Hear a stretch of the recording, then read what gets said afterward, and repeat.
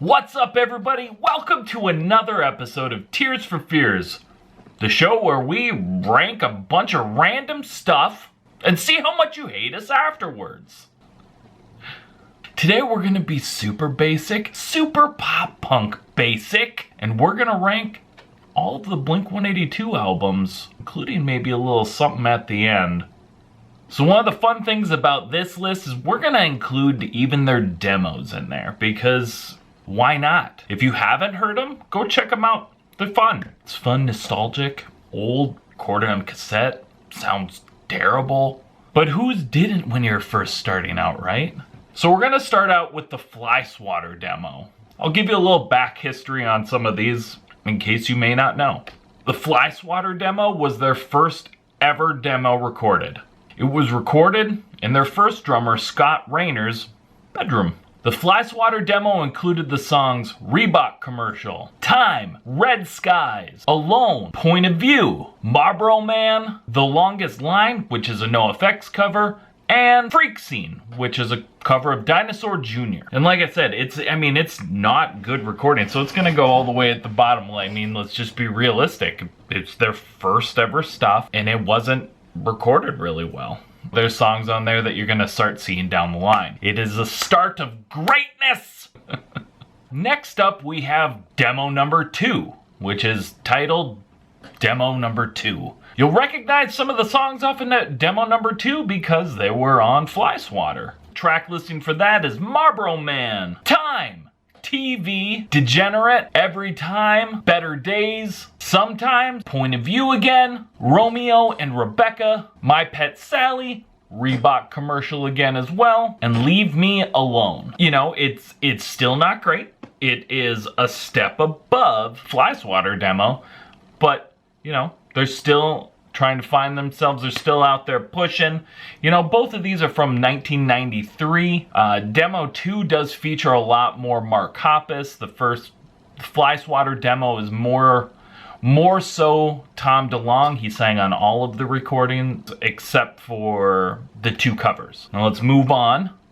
The next album, which is Buddha. The cool thing about Buddha, though, is though it is a demo still, it's their first release to be sold and distributed. The first 3 of these, if you guys didn't know, the first 3 demos, including Buddha, were originally when they were called Blink. They didn't add 182 till after this. Buddha features a lot of those original demos and a bunch of new songs, including one of their most popular songs, which is Carousel.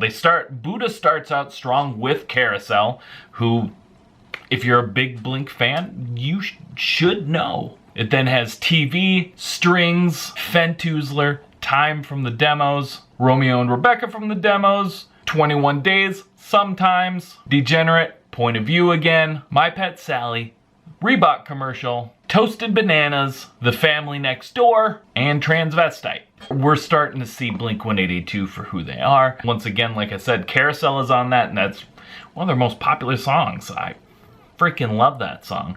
So this goes up. Obviously, it's better than the first 2 demos, so it's gonna go into a C category. Now we're getting to Blink's first full-length album, which is Cheshire Cat, whatever you call it, however you want to pronounce it. Cheshire Cat is their first studio album, their debut. It was recorded in 1995, it was only a couple years after they started making demos, which is freaking cool. Once again, starting off strong. You got Carousel, one of their most well-known songs, song they'll probably play forever, as they should. Then you got M&M's, which was one of the singles off of this. Fentoozler again, Touchdown Boy, Strings, Peggy Sue, Sometimes, Does My Breath Smell, Cacophony, TV, Toasted Bananas, Wasting Time, which is one of my favorite songs off of the album. I always loved it. Romeo and Rebecca, Benoit Balls, Just About Done, and Depends. Once again, a lot of the songs that you've seen from before, I'm not going to be one of those people and say, this was my first introduction to them. I knew them way back when. If you look and you might think that that's true, it's not. I first got into Blink-182 through Dude Ranch, which still makes me an old feller.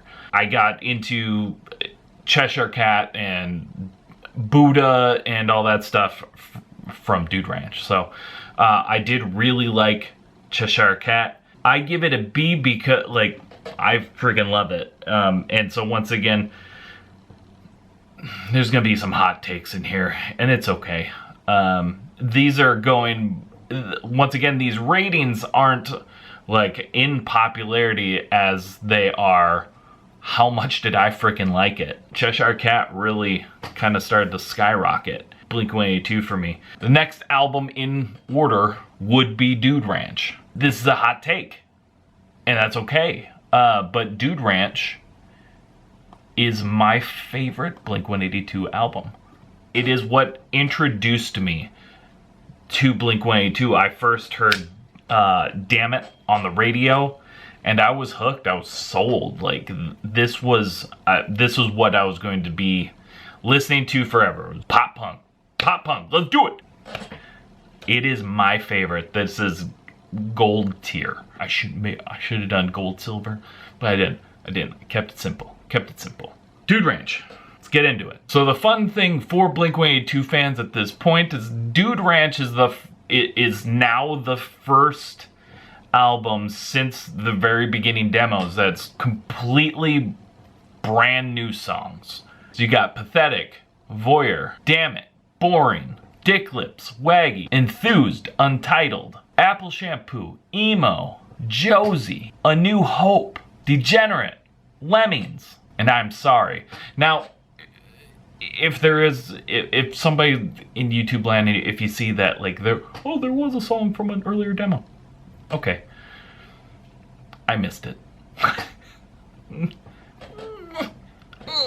But this starts out with the banger. Like, I freaking love how this album starts out. And it just keeps going. Damn It, which I freaking love. Like, Damn It is such a good song. As I was growing up, this was my coming of age song. Then Josie, let me tell you. I just hit my elbow. Josie, let me tell you. I thought the lyrics for Josie were like life-changing. I wrote them down as song lyrics, and I wrote them down, and I like gave them to a girl in high school. I really liked, and I was like, I wrote this. It didn't work because she didn't date me. That song, I was like, this sounds like I could have written it. Blink-182 was like the everyman songwriter at that point. They were funny. They wrote about like just the normal things that I went through on a daily basis, and so it resonated with me. And then I was also super big into Star Wars, so A New Hope, when they were writing about being in love with Princess Leia, I was like, I really like Princess Leia. I get this. I can write songs, funny songs. I could do that. Blink-182 made me want to be in a band even more than I had already did, you know. I was trying to learn how to play Sugar Ray and the Smashing Pumpkins. Dude Ranch. All the way. Shooting it to the top. Straight to the moon, as they say. The gates opened up and flooded out Enema of the State.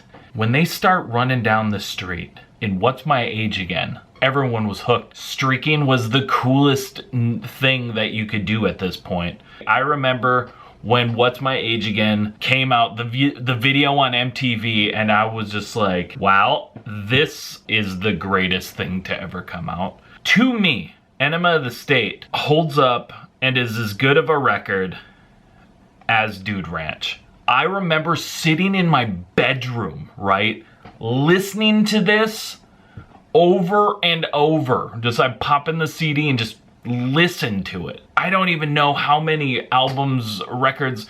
I can name one other that I can think of off the top of my head where I just sat in a chair and just listened to a record, and that was Nimrod from Green Day. But normally, you know, I'm doing stuff, I'm driving, I'm doing things around the house, cleaning, but like sitting and listening to a record. Enema of the State. I did that over and over again. Like, I listened to that I've had multiple copies of Enema of the State because I wore them out because CDs were one of the worst forms of music because you wore them out. Top tier, banger, start to finish. I loved it. I mean, we started seeing them in movies.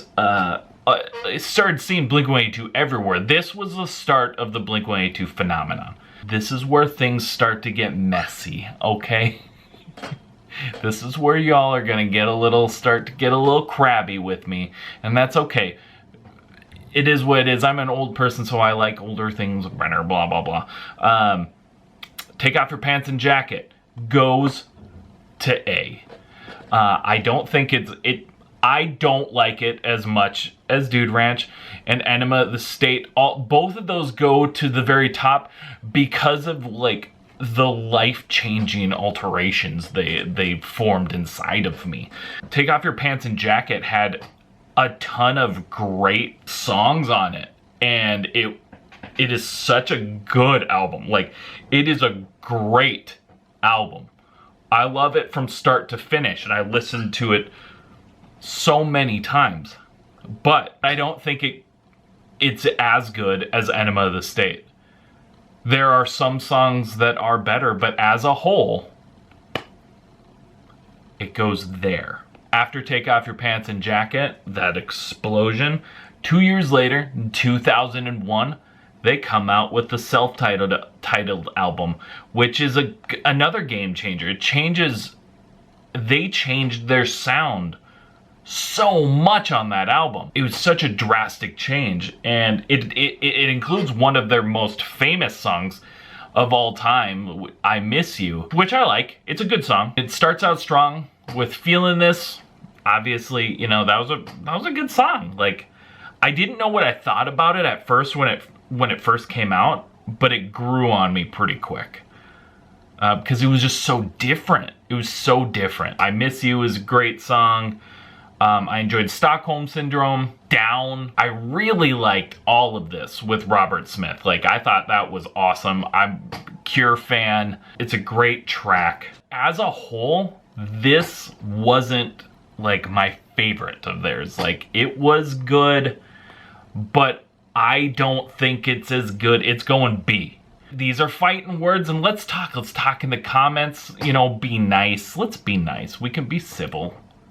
We don't all have the same musical opinions. I don't think it's as good as Take Off Your Pants and Jacket and Enema of the State. Now, I Miss You is a good song. I don't love it. It's a good song, but it's not like their best song to me. However, my favorite song of theirs, just in total, was recorded for this album, didn't make it. It's Not Now. If Not Now was on here, the things might be different, but they didn't put it on there. They put it on their greatest hits. Not Now is my favorite Blink-182 song. I just love it. It brings the same kind of joy and feelings to me as Cheshire Cat. Like, there's a lot of songs on there. Like, you don't have to agree with Dude Ranch and stuff, but it's what brought me into Blink-182, so it's gonna go at the top. That changed my whole, like, pop punkness. Like, turned me from a strapping young alt lad to this pop punk prince you see before you now. Before we get too far, I noticed that I left out the Mark, Tom, and Travis show. So before we go too far, we're gonna pop that in because that counts. It's a great album. It's a fun album. It's not going like straight to the top or anything, but I loved it. And plus, Man Overboard, freaking awesome song. I love Man Overboard.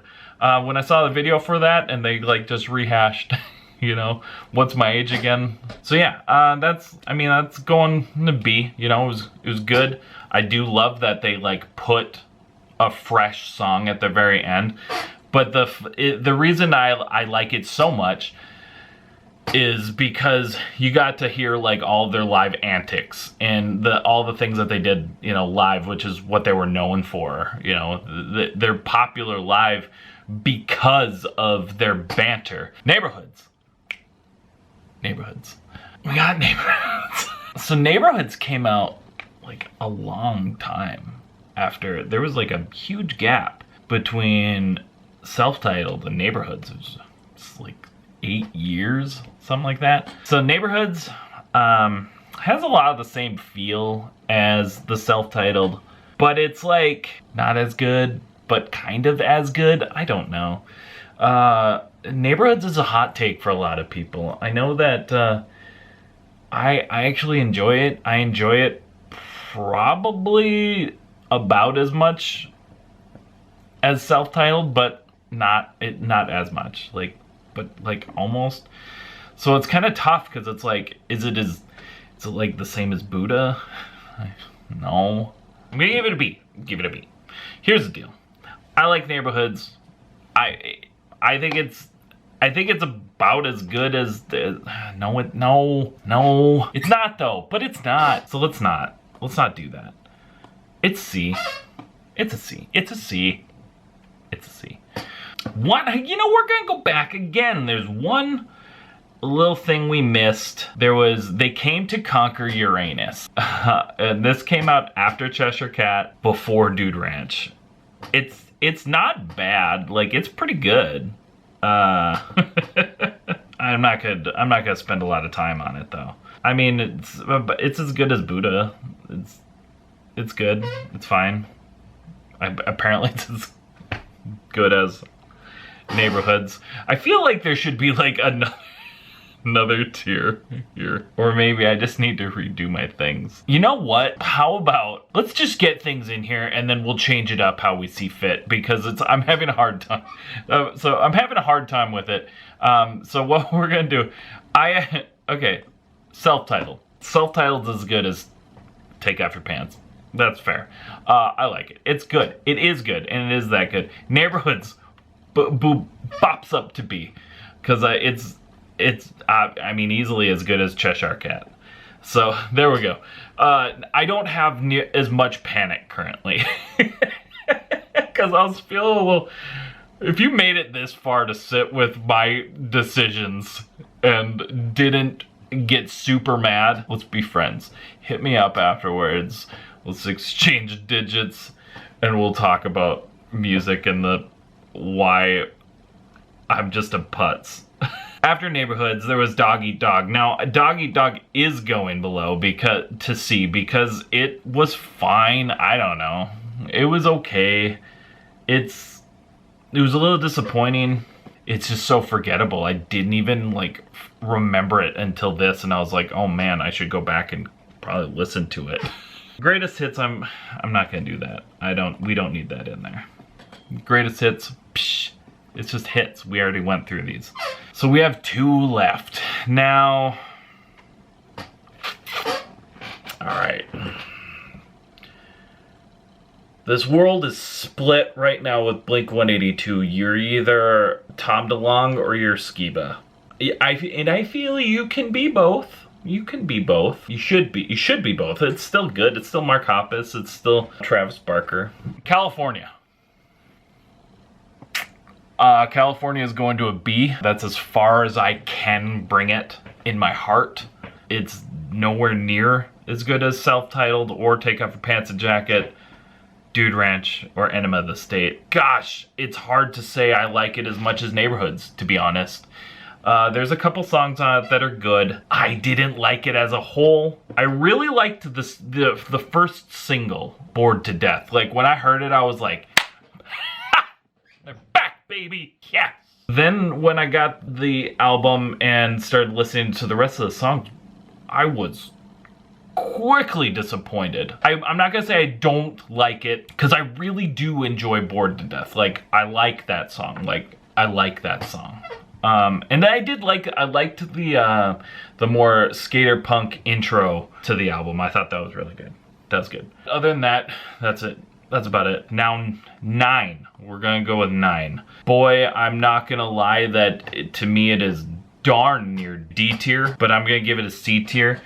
I just don't like it. There's not much I do like about it. And it's not like, Skiba's not Tom DeLonge. He's not. I just don't think it's very good. I would say it's probably my least favorite studio album of theirs. I just don't like it. I don't even remember any of the names of the songs, to be honest. Maybe I should go back and maybe I should listen to it. Let's take a journey. Who wants to just go listen to it?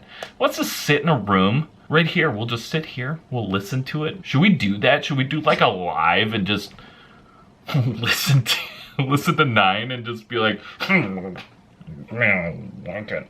But maybe that's not what it'll be like. Maybe I'll like it. Yeah, that's the end of this portion. I think I'm gonna come back with a little thing because I found some that I want to do and I want to share it with you. Because maybe you won't know about these, and I want you to know about them. And I do a lot of hand things. I don't know why. I talk with my hands. It's a thing. But yeah, let's get into this next portion. Welcome to this next part. This part I'm not going to do like a tier, but there is some songs that I thought were fun and special to talk about that a lot of people just might not have known unless, I mean, you either remember it from a long time ago or like sit and check out the Blink-182 Wikipedia page. The first song I want to talk about is they did a cover for an album called Before You Were Punk, a punk rock tribute to 80s new wave. They did a cover of Dancing With Myself, which is a song that was made famous by the band Gen X or Billy Idol. It's a great cover. It's super fun. You should check it out. It was done in 1997 after Dude Ranch came out, or when it was around the same time as Dude Ranch. After Dude Ranch, they were a part of this mini series on CBS in 1999. It was called Shake, Rattle, and Roll: An American Love Story. They did a rendition of Dead Man's Curve, which is like a surf rock song by Jan and Dean. It's really fun. I think you can only find it on YouTube, but here's like the Jan and Dean Dead Man's Curve image so you can kind of see. And I don't remember too much about it, but I do remember when this came out and I was like super excited. In this show, Mark and Tom played the surf rockers, Jan and Dean. Then one of the most influential songs that Blink did for me was their Christmas song, I Won't Be Home for Christmas. This was super influential to me because I'd never heard like a pop punk Christmas song before. You know, I'd only heard like traditional pop punk stuff. And it came on, for me anyway, I bought the Josie single. I found that and it was on that single. I think it's been on a couple other singles, but that's the one I had, and here's the art for that. And the last song that I want to mention for honorable mentions is The Girl Next Door, which is off of, we talked about, it was, if you got the remastered Buddha album, that's where it was. It wasn't on the original Blink Buddha. It was on Blink-182's remastered Buddha reissue. And yeah, so The Girl Next Door is a cover from Screeching Weasel. So that song actually that cover led me to find Screeching Weasel because I wanted to hear the original, and we went from there. But I love their cover of it, and that also kind of started me down the path of punk rock covers, or doing pop punk covers, or remaking of songs, not just covering for it to sound like exactly like the other song, but making it to sound like your own version. I always respected that, and I love when bands do that. I can't stand it when they just make the song sound exactly the same. I'm like, well, I would just listen to the original then. I want to hear what it would sound like when you do it, your own version. So with that, this has been a fun video. I hope you enjoyed it, and we'll see you next episode. Have a good rest of your week, guys. Thanks. Thank you so much for checking out the show. Please hit that like, subscribe, or follow button so you never miss an episode. And thank you so much to those of you who already are. Check us out on Spotify, Apple Podcasts, YouTube, or anywhere else you stream your podcasts. If you're in the position to help us grow and like behind the scenes access and exclusive shows, head on over to our Patreon at www.patreon.com/unsignedpoppunk. Let us know in the comments who you'd like to see on the show, and what other content you'd like to see. Thank you all so much.